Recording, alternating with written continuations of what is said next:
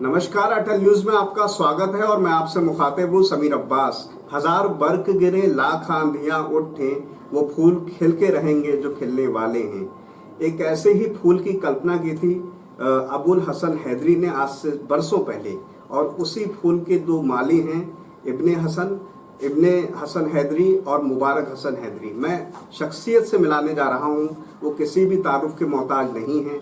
अहम बात यह है वो शख्सियत अपने आप में नायाब हैं। और बड़ी बात एक और भी है, क्योंकि उन्होंने पूरा टाइम जो है वो नगर पंचायत नगर पालिका के कामकाज को होते देखा और असला बाबू के पद को भी देखा, उससे रिटायर भी हुए। साथ ही जो है इब्ने हसन हैदरी जो इस वक्त आबकारी विभाग में जो है क्लर्की के पद पर भी कार्यरत हैं, वो भी एक तजुर्बा है, एक बड़ी शख्सियत हैं, साहित्य से भी जुड़े रहे, तमाम चीजें हैं। अबुल हसन हैदरी की जब हम बात करते हैं तो वो नायाब तहसीलदार के पद से रिटायर हुए। शख्सियत ऐसी थी जिससे मिलने को दिल चाहे, और जब वो दूर जाते थे लोगों से तो उनकी याद सताती थी। वो भले ही दुनिया में आज नहीं है, लेकिन उनको याद करने वाले, उनको चाहने वाले, उनको प्यार करने वाले आज भी लोग हैं।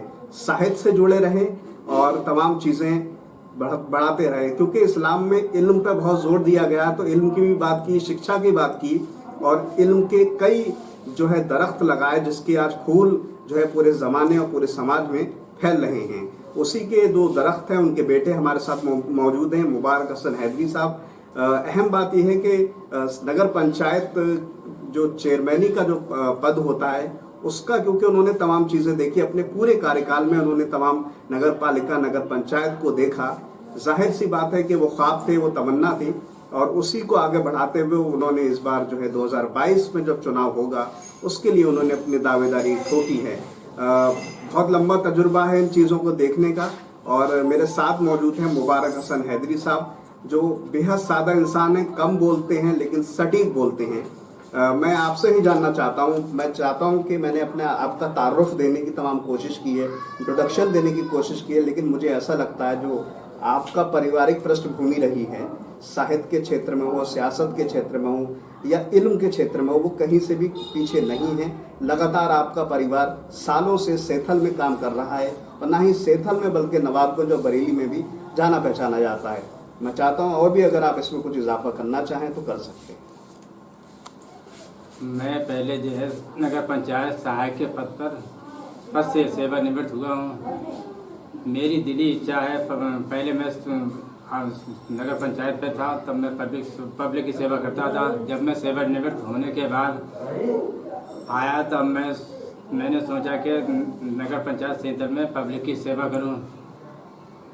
उसी लिहाज से मैंने बीड़ा उठाया है कि मैं लोगों की सेवा करता रहूंगा।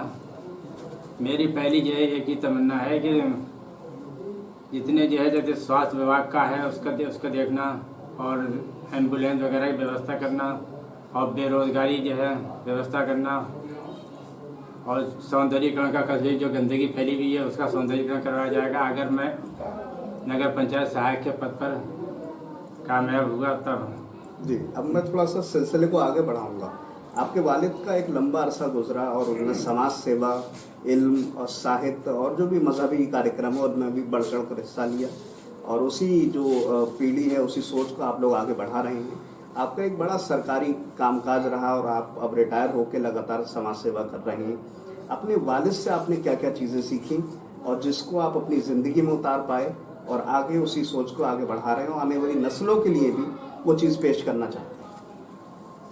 वालिद से हमने ये सीखा है कि उन्होंने हमेशा जो है पब्लिक की सेवा करते रहते थे। और उसके बाद शिक्षा के विभाग में काफ़ी एक स्कूल जो है इमामिया हैदरी स्कूल खोला, और उसके स्कूल खोला, उसमें जो है काफ़ी लोग जो है पढ़ लिख के जो है, पहले जो है ज़्यादातर शिक्षा थी नहीं, कम पढ़े लिखे थे। उसके बाद ये जब खोला तो उसमें जो है कुछ लड़के जो है उसमें आर्मी में लगे, कुछ हर विभाग में लगे। तो करीब दोनों मोहल्लों में जो है कम लोग थे, पढ़े लिखे थे नहीं, कम से कम 50 लोग। उसी की जो है उससे जो है मदर इमामी हैदरी के उससे जो है और उससे जो है तंजीम में भी लगे। जैसे जो है मुबीन मौलाना हैं, कदम फर हुसैन हैं, और भी जो है काफ़ी लोग लगे। हमारे साथ समाज सेवी मुबारक हसन हैदरी साहब मौजूद हैं, जिनकी पारिवारिक पृष्ठभूमि ही इस बात पर रही है कि इल्म, शिक्षा और साहित्य के क्षेत्र को आगे बढ़ाने की। हमारे साथ मौजूद हैं। मैं आपसे ये जानना चाहता हूँ आगे चलकर कि आप लगातार सालों साल सेवाएं देते रहे, सरकारी सेवाएं में रहे, लेकिन इसके बावजूद जो आपकी हम जिंदगी देखते हैं, आपकी पारिवारिक जिंदगी देखते हैं, बड़ी सादगी पसंद रही। आप भी बेहद सादा इंसान हैं, कम बोलते हैं और बहुत सटीक बोलते हैं। ये जो सादगी है, पारिवारिक एक सोच है या एक मिजाज में इस तरह की चीज़ है? ये हमें अपने जो है फादर से जो है मिली, उसी के आधार पर जो हम सेवा करने का हमें सलाह मिला। मेरी दिली इच्छा थी कि मैं पब्लिक की सेवा करूं। मेरे फादर भी सेवा करते थे पहले से, काफ़ी जो है लोगों को देखना, आना जाना सब जो है, हर उसमें जो है स्कूल का वो करना, स्कूल खोला। उसके अलावा जो है मैंने भी दिली इच्छा है कि मैं कुछ करके दिखाऊं, एक जो है स्वास्थ्य की जो है। अच्छा, ये बताइए कि 2022 के चुनाव अब सर पर ही 1 साल लगभग रह गया है। अगर जनता, यहाँ की आवाम अगर आपको मौका देती तो आपकी जो प्राथमिकताएं हैं, जिन जिन चीज़ पर आप फोकस करेंगे, जिनको बेहतर करना चाहेंगे, वो क्या क्या रहेंगे? मेरी जो है तो ये विकास का करूँगा तो सबसे पहले जो है एम्बुलेंस की व्यवस्था की जाएगी। उसके पास स्वास्थ्य विभाग का फ्री सेवा होगी, एक्सरे, अल्ट्रासाउंड वगैरह ये सब फ्री सेवा रहेगी। और उसके PCS, ICIS की कोचिंग जो है कराई जाएगी, उसमें जो है कोई भी पैसा नहीं दिया जाएगा। और बेरोज़गार जो है उनको रोज़गार दिया जाएगा। ये बताइए, आखिरी चीज़ मेरी रहेगी कि युवा पीढ़ी जो आपके खुद की भी बच्चे हैं, वो लगातार तरक्की कर रहे हैं। उन्होंने दिल्ली में जगह जगह, और आपका एक बेटा डॉक्टर भी पढ़ाई कर रहा है। किस तरह की शिक्षा के क्षेत्र में, अगर आने वाले टाइम में आपको मौका मिलता है, तो शिक्षा के क्षेत्र में क्या क्या करना चाहेंगे? शिक्षा क्षेत्र में जो है डिग्री कॉलेज की व्यवस्था कराएंगे, क्योंकि डिग्री कॉलेज है यहाँ पर नहीं है। और जगह सब जगह डिग्री कॉलेज भी है, यहाँ नहीं है। इंटर कॉलेज है, आर्ट साइड है, मगर साइंस आर्ट है नहीं यहाँ पर, तो उसकी व्यवस्था कराई जाएगी। ये और मैं थोड़ा सा जानना चाहूँगा कि क्योंकि आपके पिताजी का, आपके वालिद साहब का जो शायरी से एक बड़ा शायराना मिजाज रहा है, आपके भाई का भी शायराना मिजाज है, और एक अंजुमन भी है जो मजहबी लिहाज से भी लगातार हिंदुस्तान के तमाम शहरों में जाके नाम कमा रही है। इस तरह के साहित्य के क्षेत्र में, क्योंकि साहित्य के क्षेत्र में भी सेथल का नाम बड़ा रहा है और आपके वालिद ने भी सालों साल उसकी खिदमत की। साहित्य के क्षेत्र में, शायरी के क्षेत्र में अगर कुछ नया करना चाहेंगे, अगर आपको मौका मिलेगा, तो क्या चाहेंगे?